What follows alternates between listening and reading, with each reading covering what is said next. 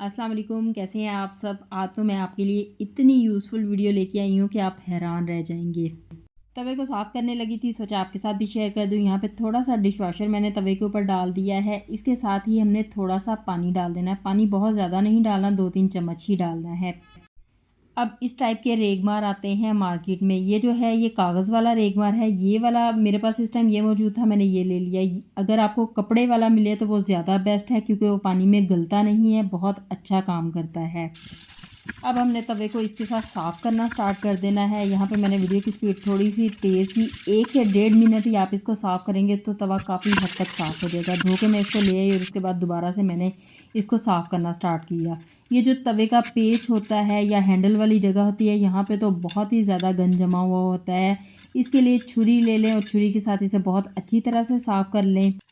बहुत ही ज़्यादा मैल जमी हो तो तवे को गर्म करके छुरी की मदद से पहले साफ़ कर लें, उसके बाद ये रेगमार वाली ट्रिक अपना लें। अब यहाँ पे जी सब तवे को दोबारा से मैंने साफ़ किया, धोया और यहाँ पे मैजिक हो जाएगा।